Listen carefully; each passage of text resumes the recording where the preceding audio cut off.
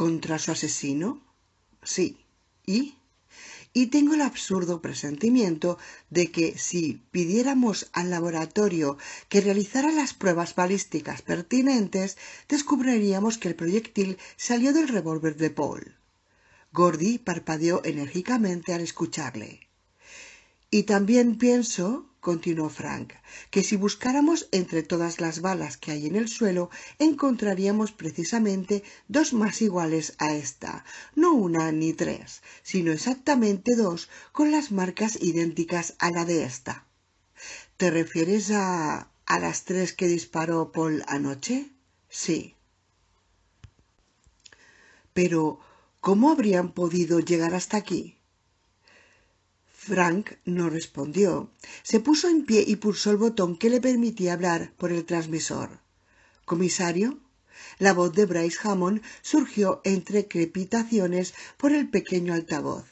¿Qué sucede, Frank? Todavía estamos en la casa de los Sheffield. Creo que será mejor que venga. Hay algo que debería ver. ¿Más cuerpos? No, señor. Se trata de una cosa muy rara. Vamos para allá, respondió el comisario. A continuación, Frank se volvió hacia Gordy. Me parece que, empezó a decir su compañero, que en algún momento de las 2 últimas horas, en algún momento después de que el sargento Harker desapareciera en el supermercado, esa cosa ha estado aquí, en esta misma estancia. Y aquí se ha librado de todas las balas que recibió anoche y durante esta mañana. ¿Las balas que le acertaron? Sí. ¿Se ha librado de ellas? ¿Así, sin más? Así, sin más, confirmó Frank. Pero, ¿cómo? Parece como si las hubiera expulsado. Parece como si se hubiera desprendido de ellas, igual que un perro se sacude los pelos sueltos. Capítulo 29.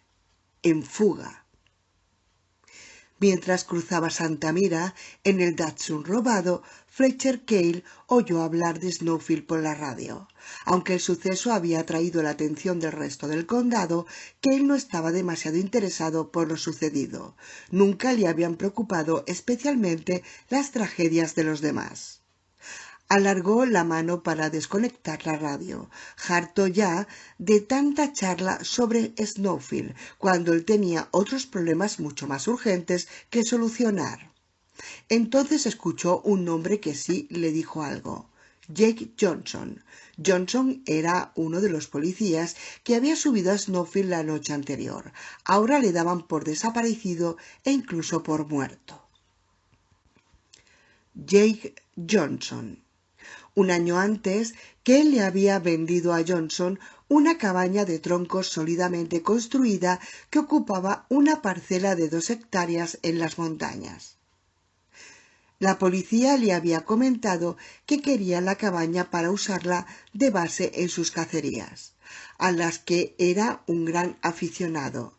Sin embargo, por una serie de detalles que dejó escapar en sus comentarios, Cale llegó a la conclusión de que Johnson era, en realidad, un supervivencialista, uno de esos agoreros que creían que el mundo se dirigía al apocalipsis y que la sociedad iba a derrumbarse a causa de la inflación desatada, de una guerra nuclear o de cualquier otra catástrofe.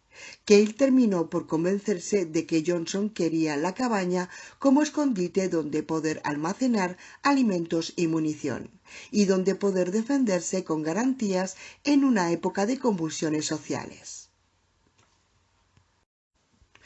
Desde luego, la cabaña quedaba lo bastante apartada para tal propósito.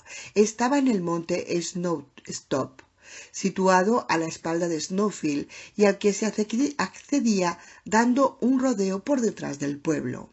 Para llegar al lugar había que subir una pista forestal que servía de cortafuegos, continuar por una estrecha senda de tierra que prácticamente solo podían salvar los vehículos con tracción a las 4 ruedas, y luego pasar a otro camino todavía más difícil. El último medio kilómetro tenía que cubrirse a pie. 2 meses después de que Johnson comprara la parcela y la casa de las montañas, Cale había acudido al lugar en cálida mañana de junio, teniendo la seguridad de que el policía estaba de servicio en Santa Mira. Quería comprobar si, como sospechaba, Johnson estaba convirtiendo el lugar en una fortaleza. Cale encontró intacta la cabaña, pero descubrió que Johnson estaba realizando grandes obras en varias de las cuevas que horadaban el terreno de piedra caliza y a las cuales se podían acceder desde las tierras que había adquirido el policía. A la entrada de las cuevas descubrió sacos de cemento y arena, una carretilla y un montón de piedras.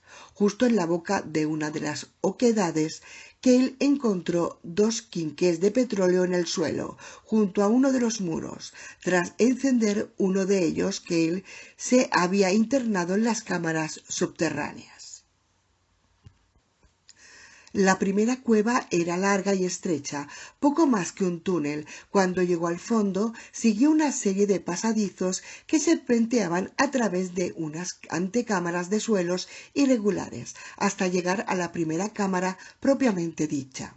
Allí encontró, apiladas junto a una de las paredes, numerosas cajas de latas de 2 kilos de leche en polvo, selladas al vacío y conservadas en nitrógeno, frutas y verduras liofilizadas, sopa deshidratada, huevo en polvo, miel y tambores de cereales integrales. También había un colchón de aire y muchas cosas más. Jake no había perdido el tiempo. La primera cámara conducía a otra, y en esta Cale descubrió un agujero de origen natural en el suelo, de aproximadamente un palmo de diámetro, del que surgían unos extraños ruidos, susurros y voces, risas amenazadoras. Estuvo a punto de dar media vuelta y echar a correr, pero entonces se dio cuenta de que aquellos sonidos siniestros no eran más que el murmullo de una corriente de agua. Un río subterráneo. Jake Johnson había introducido un tubo de goma de 3 centímetros de diámetro en aquel pozo natural y había instalado una bomba manual junto a él. Todas las comodidades del hogar. Cale llegó a la conclusión de que Johnson no era simplemente cauteloso. Aquel hombre estaba obsesionado. Otro día, a finales de aquel mismo verano, Cale había vuelto a la parcela de montaña. Para su sorpresa, la boca de la cueva, de 1 metro de alto por 1,5 de ancho, resultaba invisible. Johnson había creado una eficaz barrera de vegetación para ocultar la entrada a su escondite. Cale se abrió paso entre los matorrales teniendo cuidado de no estropearlos. Esta vez había traído su propia linterna. Entró a gatas por la abertura de la oquedad. Se incorporó una vez estuvo en el interior.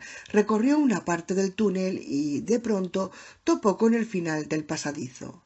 Allí debía de haber una curva más, un breve pasadizo y la entrada a la primera de las grandes cavernas. En cambio, tenía ante él un muro de caliza, una losa que impedía el paso al resto de la cueva.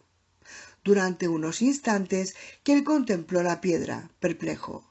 A continuación la examinó más detenidamente y en cuestión de minutos descubrió el truco.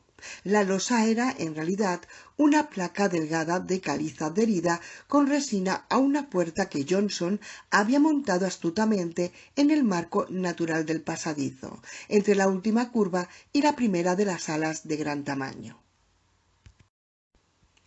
Aquel día de agosto, maravillado ante la puerta camuflada, Cale decidió que si alguna vez surgía la necesidad, sería él quien aprovechara aquel refugio. Después de todo, quizá aquellos supervivencialistas no estaban tan locos. Quizá tenían razón. Tal vez algún idiota intentaría cualquier día destruir el mundo. Si tal cosa sucedía, él llegaría antes al refugio y, cuando apareciera Johnson por aquella puerta tan hábilmente camuflada, solo tendría que apretar el gatillo para quitárselo de en medio. La idea le encantó. Le hizo sentirse astuto, superior. 3 meses más tarde, para su gran sorpresa y horror suyos, Cale había visto acercarse el fin del mundo, de su mundo. Encerrado en la cárcel del condado, acusado de asesinato, supo dónde debería ir si conseguía escapar: a las montañas, a las cuevas. Podía ocultarse allí varias semanas hasta que la policía dejara finalmente de buscarle en el condado de Santa Mira y sus alrededores. Gracias, Jake Johnson. Jake Johnson. Ahora, al volante del Datsun amarillo robado y con la cárcel apenas a unos minutos detrás de él, Cale oyó hablar de Johnson por la radio. Mientras escuchaba, empezó a sonreír. El destino estaba de su parte. Después de escapar, su principal problema era librarse de las ropas de preso y encontrar las prendas adecuadas para las montañas. Hasta entonces no había estado muy seguro de cómo conseguirlo.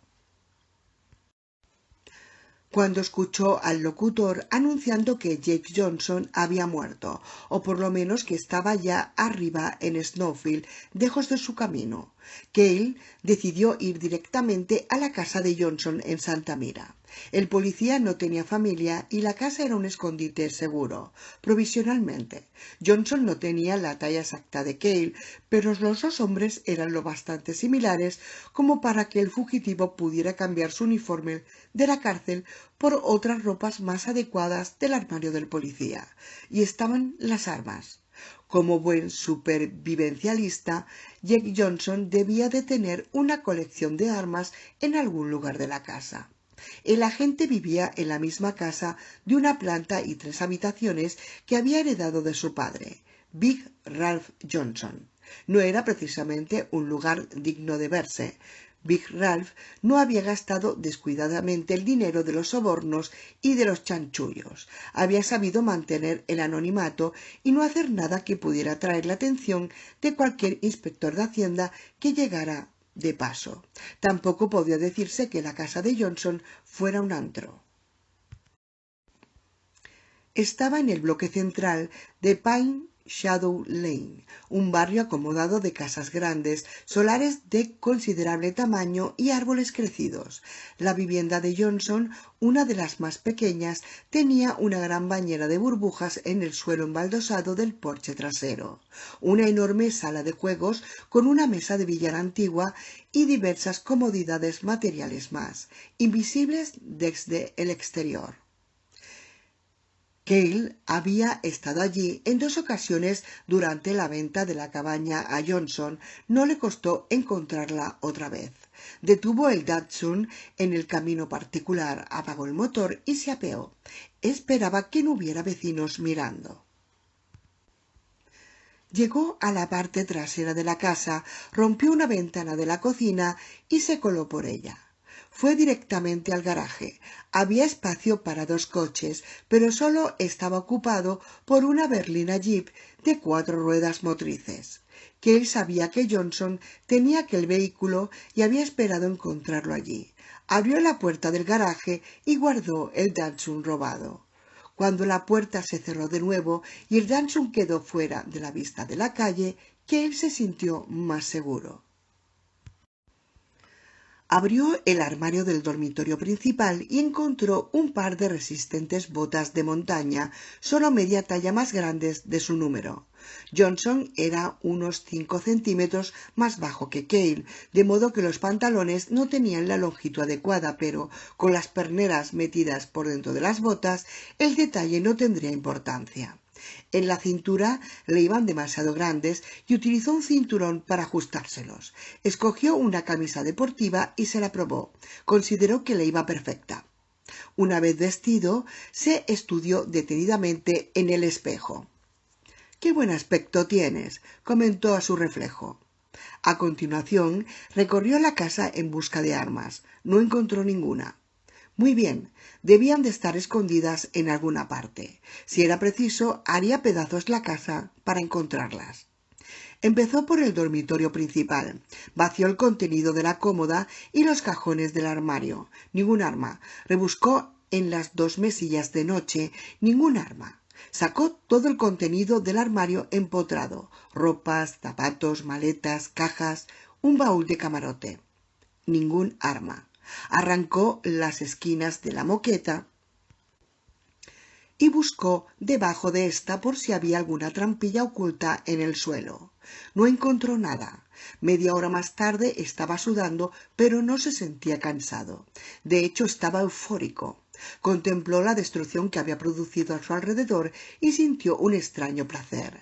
La estancia parecía haber sido arrasada por una bomba. Pasó a la habitación siguiente y buscó, rompió, volcó y destrozó cuanto fue encontrando a su paso. Ardían deseos de encontrar aquellas armas, pero también se lo estaba pasando en grande. Capítulo 30. Algunas respuestas. Más preguntas. La casa estaba excepcionalmente limpia y ordenada, pero la distribución de colores y su implacable repetición pusieron nervioso a Bryce Hammond. Todo era o bien amarillo o bien verde, absolutamente todo. Las moquetas eran verdes y las paredes amarillo pálido. En el salón los sofás tenían un estampado floral en verdes y amarillos tan contrastados que casi le hacían a uno salir corriendo a la consulta de un óptico. Los dos sillones eran verde esmeralda y las dos sillas amarillo limón. Las lámparas de cerámica eran amarillas con dibujos en verde y las pantallas color chartreuse con borlas. En las paredes había colgadas dos grandes litografías de margaritas amarillas en un campo verdoso. El dormitorio principal era peor. Papel pintado con motivos florales, más extremado aún que la tela de los sofás del salón, y cortinas de un amarillo lacerante con una cenefa en la franja superior. En la cabecera de la cama se amontonaba una decena de cojines, unos verdes con bordados amarillos, los demás amarillos con bordados verdes. Según Jenny, la casa estaba habitada por Ed y Teresa Lange, sus tres hijos adolescentes y la madre Teresa, una mujer de 70 años. No encontraron a ninguno de los ocupantes. No había ningún cuerpo y Bryce dio gracias por ello. De alguna manera, un cadáver hinchado y amoratado hubiera sido una visión especialmente terrible allí, en medio de una decoración tan desquiciadamente chillona. La cocina también era verde y amarilla. «Aquí hay algo», dijo tal Whitman, al asomarse al fregadero. «Será mejor que le eches un vistazo a eso, jefe». Bryce, Jenny y el capitán Arkham se acercaron a Tal, pero los otros dos policías permanecieron junto a la puerta, con Liza entre ambos. Era difícil saber qué podía aparecer en un fregadero de aquel pueblo, en medio de aquella pesadilla digna de Lovecraft. La cabeza de alguien, tal vez, o un nuevo par de manos limpiamente seccionadas, o algo aún peor. Pero no era nada de este estilo, sencillamente era algo muy raro. «Toda una tienda de joyería», comentó Tal. Las dos piletas del fregadero estaban llenas de joyas, sobre todo anillos y relojes de pulsera tanto de hombre como de mujer, Timex, Seiko, Bulova, incluso un Rolex. Algunos con sus correas flexibles, otros sin correa. No había ninguno con correa de cuero o de plástico. Bryce vio puñados de anillos de boda y de compromiso cuyos diamantes brillaban cegadores. También había anillos con las piedras del zodíaco, granates, amatistas, hematites, topacios, turmalinas y otros con rubíes y esmeraldas. Aros de universitarios y de jóvenes de secundaria. La bisutería se mezclaba con las piezas de valor. Bryce enterró las manos en una de las pilas de objetos, igual que los piratas de las películas hundían siempre las suyas en el cofre del tesoro. Revolvió las relucientes sortijas y vio como otro tipo de joyas, pendientes, brazaletes, perlas sueltas de un par de collares rotos, cadenas de oro y un encantador camafeo. «Todo esto no puede pertenecer a los Lange», dijo Tal. «Un momento», dijo Jenny, al tiempo que sacaba un reloj del montón y lo examinaba detenidamente. «¿Lo reconoces?», preguntó Bryce. «Sí, es un Cartier, un sumergible. pero no del tipo clásico de reloj subacuático con números romanos. Este no lleva números y tiene la superficie plana. Silvia Karnatsky se lo regaló a Dan, su marido, en su 5º aniversario de boda. Bryce frunció el ceño. —¿Dónde he oído yo esos nombres? —preguntó. —Son los dueños del Candle Club Inn —dijo Jenny. —Sí, claro, tus amigos. Están entre los desaparecidos —recordó Tal. A Dan le encantaba ese reloj —explicó Jenny—. Cuando Silvia se lo compró, fue un capricho carísimo para su bolsillo. El hotel todavía estaba en una situación financiera bastante insegura y el reloj costó $350. Ahora, por supuesto, vale bastante más. Dan solía decir en broma que era la mejor inversión que habían hecho.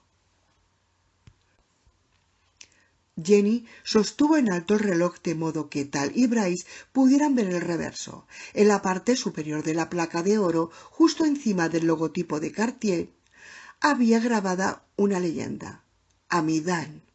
Y en la parte inferior, bajo el número de serie, se leía: «Con amor, S.I.L». Bryce contempló de nuevo el montón de joyas. Entonces, estos objetos pertenecen probablemente a gente de todo Snowfield. Bien, yo diría que en cualquier caso pertenecen a los desaparecidos, le corrigió Tal. Las víctimas que hemos encontrado hasta ahora llevaban puestos los relojes y joyas. Tienes razón, asintió Bryce. Así pues, los desaparecidos fueron despojados de sus objetos de valor antes de ser llevados a donde diablos los llevaran. Unos ladrones no dejarían de este modo un botín así, dijo Jenny. No se dedicarían a recogerlo para luego dejarlo en el fregadero de una casa cualquiera.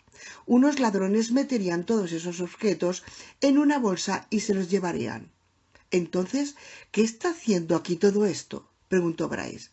No tengo ni idea, respondió Jenny. Tal se encogió de hombros. Las joyas continuaron refugiando en los dos fregaderos. Los chillidos de las gaviotas, unos perros ladrando. Galen Copperfield alzó la vista de la terminal del ordenador, en cuya pantalla había estado leyendo datos. Dentro de su traje anticontaminación estaba sudoroso, cansado y dolorido. Por un instante no estuvo muy seguro de estar escuchando los sonidos de aves y canes. Entonces maulló un gato y un caballo relinchó. El general echó un vistazo en torno al laboratorio móvil, al tiempo que fruncía el ceño. Serpientes de cascabel, en gran número, con su familiar y mortífero sonido. Chica, chica, chica, chica, chica. Zumbidos de abejas. Los demás también oían los sonidos y se miraron unos a otros con aire inquieto. Se escucha por la radio de comunicación de traje a traje, dijo Roberts. Afirmativo, asintió el doctor Bettenby desde el segundo remolque. Nosotros también lo oímos aquí. Muy bien, comentó Copperfield. Démosle una oportunidad de ofrecer su espectáculo. Si queréis hablar entre vosotros, utilizad los sistemas de comunicación externos. Las abejas acallaron su zumbido de repente. Un niño, de sexo indeterminado, andrógino, empezó a cantar con mucha suavidad desde muy lejos. El niño Jesús me ama. Yo le rezo cada mañana. Los niños pequeños a él nos acercamos y bajo su manto nos cobijamos. La voz era dulce, melodiosa, pero también helaba la sangre.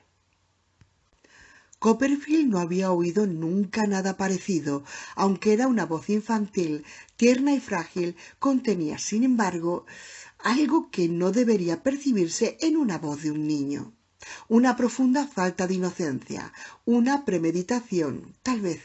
Sí, un penetrante conocimiento de demasiadas cosas terribles. Amenaza, odio, burla, un matiz inaudible en la superficie de la dulce melodía, pero que se percibía por debajo de la música, pulsante y lóbrego e infinitamente perturbador. Sí, Jesús me ama. Sí, Jesús me ama. Sí, Jesús me ama.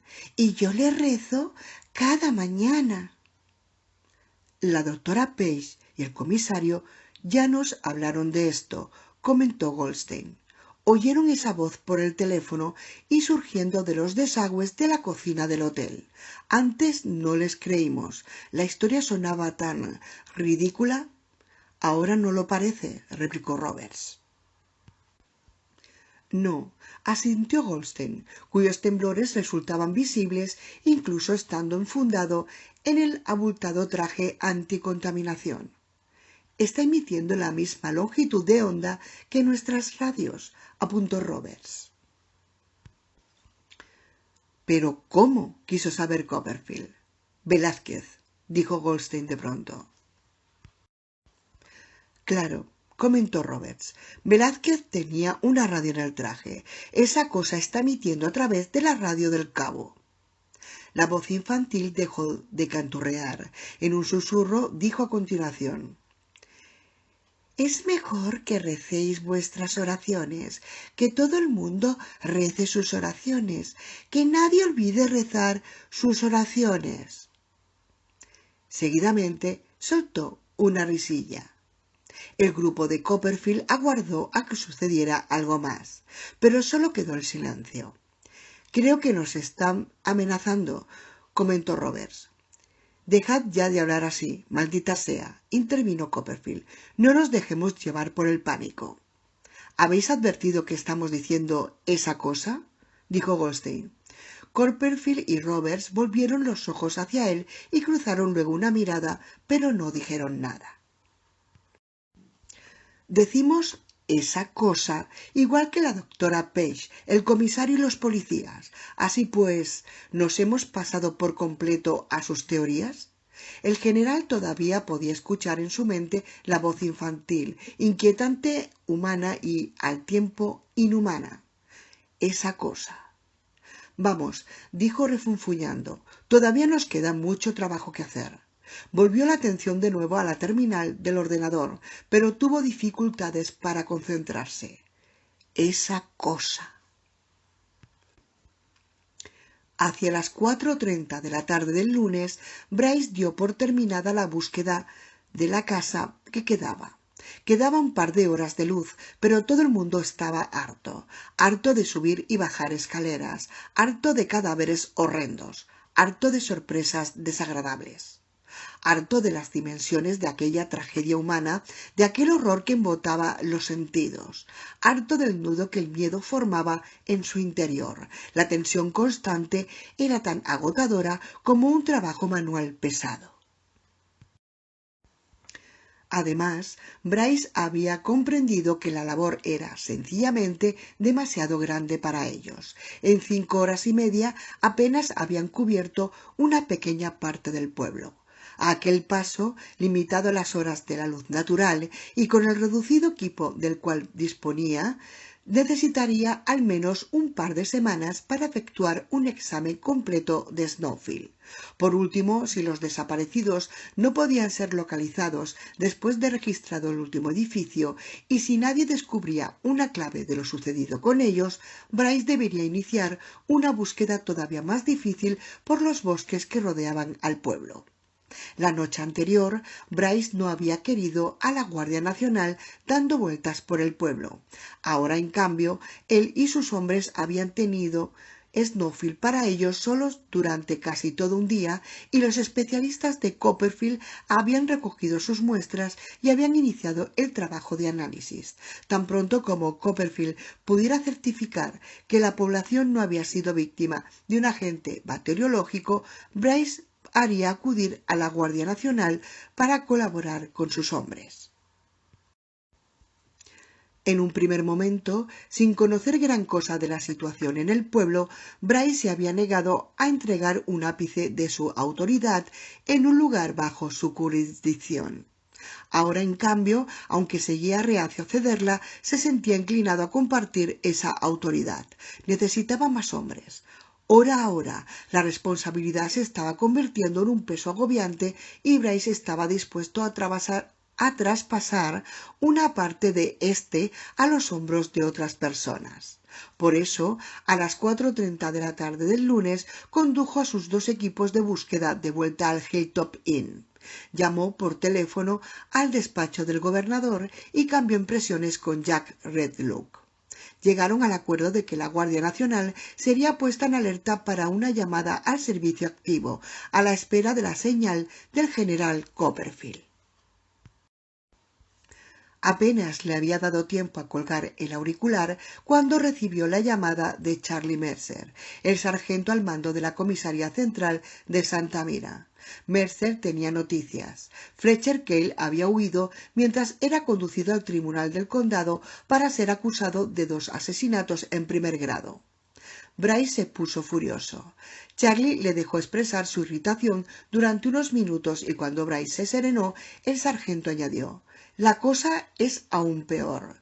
Cale ha matado a Joe Fredmond». «¡Oh, mierda!», exclamó el comisario. «¿Lo sabe Mary?» «Sí, yo mismo he ido a contárselo». «¿Qué tal se lo está tomando?» «Mal. Llevaban 26 años casados». Más muertes. Muertes por todas partes. Dios bendito. «¿Qué se sabe de Cale?», preguntó Bryce al sargento.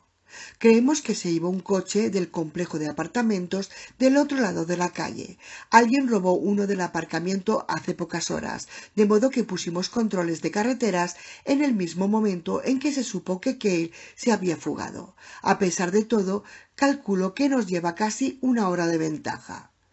«Eso es mucho tiempo. Ya debe de haber roto el cerco». «Es probable. Si nos ponemos la mano encima a ese hijo de puta antes de las 7, haré levantar los controles de carretera. Estamos tan escasos de personal con todo lo que está sucediendo que no podemos tener a los hombres inmovilizados en los controles». «Haz lo que consideres más conveniente», respondió Bryce con voz cansina. «¿Qué hay de la policía de San Francisco?» «Ya sabes, sobre el mensaje que Harold Orney dejó en el espejo del hotel, aquí arriba». «Esa es la razón de mi llamada». «Por fin nos han respondido». «¿Algo que nos sea de utilidad?» «Bueno, los agentes hablaron con los empleados de librerías de Orney. Te conté que una de las tiendas trataba únicamente con libros fuera de catálogo y ediciones raras. ¿Recuerdas?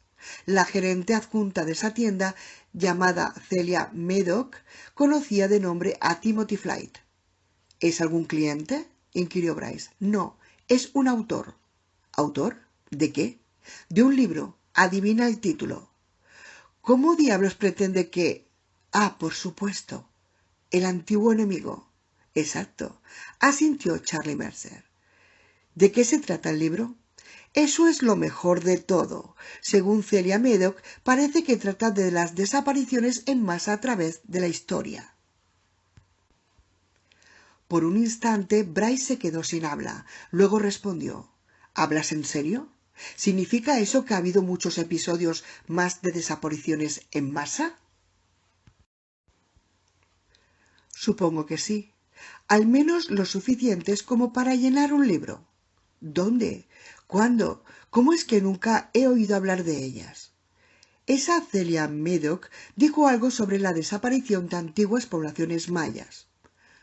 Un recuerdo despertó en la mente de Bryce, un artículo que había leído en una vieja revista científica: «Civilizaciones mayas, ciudades abandonadas», y sobre la colonia de Roanoke, que fue el primer emplazamiento británico en América del Norte. Terminó la frase Charlie Mercer. «De esto sí que he oído hablar. Vienen los libros de texto. Supongo que muchas de las desapariciones se remontan a épocas antiguas», comentó el sargento. «Santo cielo». «Sí, al parecer Flight tiene alguna teoría que explicaría tales hechos», continuó Charlie. «La expone en su obra». «¿Cuál es esa teoría?» Celia Meadock lo ignoraba. No ha leído el libro. Pero Harold Orney sí debía conocerla, y lo que ha sucedido en Snowfield, sea lo que sea, debió parecerle exactamente igual a lo descrito por Flight. Por eso describió el título del libro en el espejo del baño. «Así parece. Presa de la excitación, Bryce preguntó: ¿Ha conseguido algún ejemplar del libro La policía de San Francisco? No, en la librería no quedaba ninguno. La única razón de que la empleada conociera su existencia es que Orney vendió un ejemplar recientemente, hace 2 o 3 semanas. ¿No hay manera de encontrar alguno? La edición estaba agotada. De hecho, no ha llegado a imprimirse nunca en este país. El ejemplar que vendieron era británico y, evidentemente, fue allí donde se hizo la única edición publicada hasta ahora. Una edición muy reducida. Además, realmente es un libro raro.